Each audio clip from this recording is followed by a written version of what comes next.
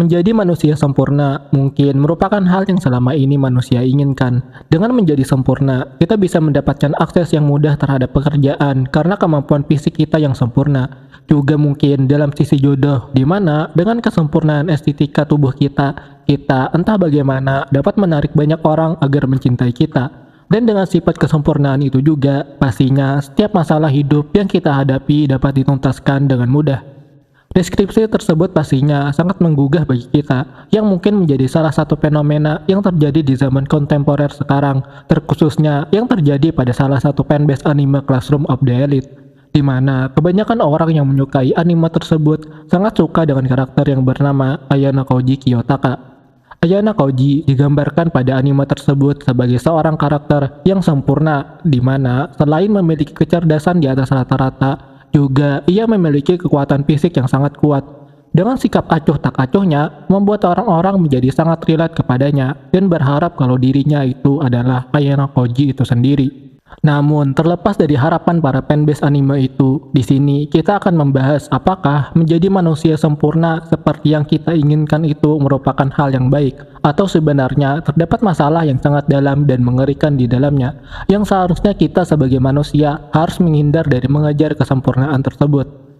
Dr. Calhoun wanted to find out what would happen to a mouse colony given everything mice need except living space. The result was chilling. Terdapat sebuah eksperimen menarik yang dilakukan oleh John B. Calhoun yang dikenal dengan sebutan eksperimen Universe 25, di mana Calhoun menaruhkan beberapa ekor tikus yang sehat di dalam kandang yang berukuran besar dengan fasilitas-fasilitas lengkap untuk menunjang kebutuhan hidup si tikus-tikus tersebut. Lambat laun, tikus-tikus tersebut semakin banyak disebabkan reproduksi yang mereka lakukan itu sangat masif karena mereka tidak perlu lagi memikirkan tentang makanan dan keamanan tempat mereka hidup, disebabkan kehidupan mereka sudah terjamin aman dan nyaman di dalam kandang itu. Namun, masalah menjadi timbul dalam titik ini, yaitu di mana para tikus-tikus itu menjadi sangat banyak, sampai-sampai kandang di mana mereka itu hidup menjadi penuh dan sesak, yang sangat mengganggu mobilitas dan ruang sosial di dalamnya. Pada akhirnya, struktur sosial dalam lingkungan tikus tersebut menjadi hancur, karena stres yang dialami dalam lingkungan yang sesak itu membuat tikus-tikus itu menjadi agresif, dan beberapa di antara tikus-tikus itu ada yang sampai membunuh tikus-tikus lainnya hanya demi membuka ruang agar kandangnya menjadi lebih luas dan tidak berdesak-desakan. Dari kondisi lingkungan yang agresif tersebut, timbullah sebuah generasi tikus lanjutan di mana dia memiliki karakter yang individualis dan menyendiri serta menolak untuk ikut dalam budaya orang tua mereka yang agresif dan saling berebut wilayah demi keleluasaan ruang untuk bergerak, yaitu yang disebut oleh Calhoun sebagai The Beautiful One, di mana dari generasi The Beautiful Ones ini, perpolitikan dalam lingkungan sosial tikus tersebut berubah total. Karena generasi tikus ini lahir dalam tekanan psikologis yang berat, membuat mereka menjadi apatis dan tidak mau terlibat dengan urusan apapun selain hanya fokus pada perawatan dirinya sendiri. Termasuk dalam hal ini adalah mereka tidak mau menikah, karena itu berarti mereka harus terjun dalam lingkungan sosial yang sudah hancur dan anarkis. Pada akhirnya, generasi tua tikus-tikus tersebut menjadi habis karena faktor usia, juga pembunuhan yang terjadi akibat perebutan wilayah. Dan di sisi lain, dengan generasi lanjutan tikus-tikus tersebut yang individualis dan tidak mau kawin, pada akhirnya setelah generasi The Beautiful Ones juga ikut habis, maka tidak ada lagi penerus dari tikus-tikus tersebut, dan lingkungan sosial yang selama ini mereka bangun menjadi habis total, tidak tersisa sama sekali karena masalah kehidupan yang sempurna itu. Bahkan, Calhoun pernah mengambil salah satu tikus dari generasi The Beautiful Ones itu untuk dipindahkan ke dalam kandang lain yang lebih sepi, dengan berharap kalau mereka akan bereproduksi kembali dan membangun peradaban yang baru. Namun, karena kondisi psikologisnya yang sudah rusak dari kandang sebelumnya, membuat tikus-tikus tersebut tetap mempertahankan sikap individualismenya, sampai pada akhirnya mereka mati juga karena usia tua. Padahal lingkungan mereka di kandang yang baru itu tidak seburuk seperti kandang yang sebelumnya mereka tempati. Dari eksperimen ini, saya seketika teringat pada salah satu diktum yang dikatakan oleh René Descartes yang kira-kira seperti ini. Aku berpikir, maka aku ada. yang menurut Descartes keberadaan diri kita sebagai manusia itu menjadi ada disebabkan ada perasaan berpikir yang menjadi dalil kalau ada seseorang yang sedang berpikir, dan itu adalah kita sendiri yang menjadi subjek yang merasa sedang berpikir. Sifat merasa yang menjadi dalil atas adanya eksistensi kita itu sebagai manusia ini juga dapat dibenarkan dalam teori psikoanalis, di mana dalam teori psikoanalis kita mendapati keadaan di mana subjek mengalami alienasi atau terpisahnya subjek dengan lingkungan di sekitarnya yang disebabkan oleh bahasa yang membuat subjek tersebut menyadari perbedaan antara dirinya dengan objek lain di luar dari dirinya. Keterpisahan subjek ini karena alienasi pada akhirnya akan menumbuhkan desire atau hasrat bagi subjek, yaitu hasrat untuk kembali kepada kondisi ketidaktahuannya terhadap realitas. Kondisi di mana subjek tersebut masih menyatu dengan lingkungan di sekitarnya dengan sebab ketidakhadiran bahasa yang mendefinisikan subjek tersebut menjadi seorang manusia yang berbeda dengan objek-objek lainnya yang ada di sekitarnya.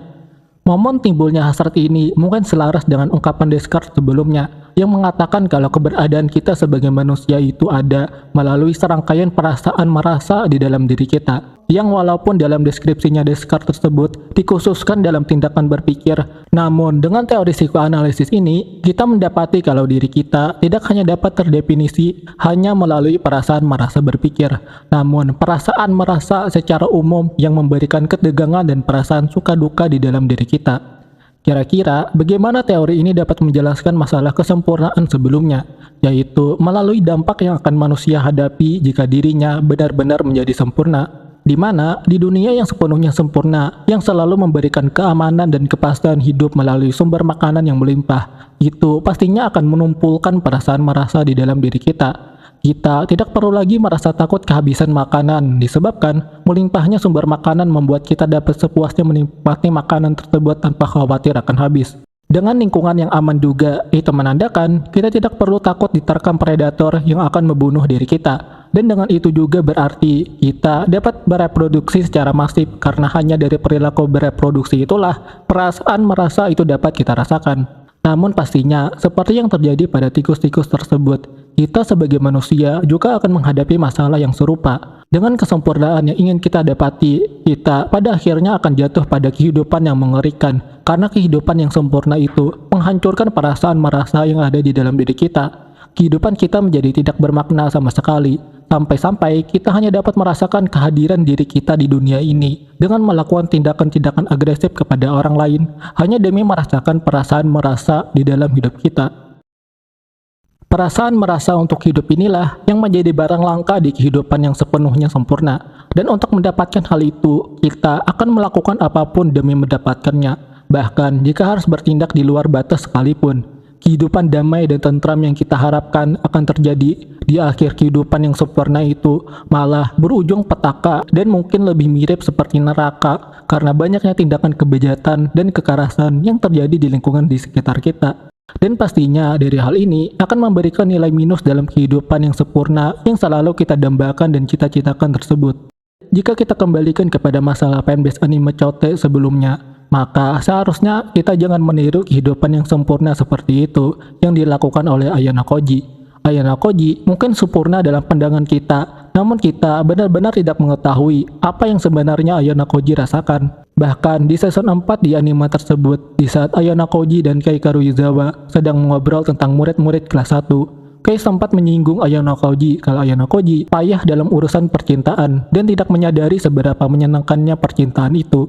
Dan itu wajar disebabkan kesempurnaan yang Ayano Koji miliki itu membuat dirinya tidak dapat merasakan hangatnya mencintai dan dicintai. Dan karena hal itulah Ayano Koji menjadikan Kei sebagai pacarnya agar Ayano Koji mendapatkan pengalaman dalam mencintai, perasaan untuk mencintai yang selama ini sudah hilang akibat pelatihan khusus yang dia lakukan di dalam program White Room. Namun apapun itu hanya demi mengembalikan kemanusiaan yang Ayano Koji miliki, dia rela untuk menghilangkan kesempurnaan dirinya yang logis untuk tunduk pada perasaan mencintai yang terkadang tidak logis dan tidak rasional dan sepenuhnya berdasarkan hati dan perasaan. Itu berarti menandakan seberapa beratnya beban dari menjadi sempurna yang membuat orang-orang yang berada di dalamnya ingin segera untuk mengakhirinya, dan kita entah bagaimana malah ingin masuk ke dalamnya.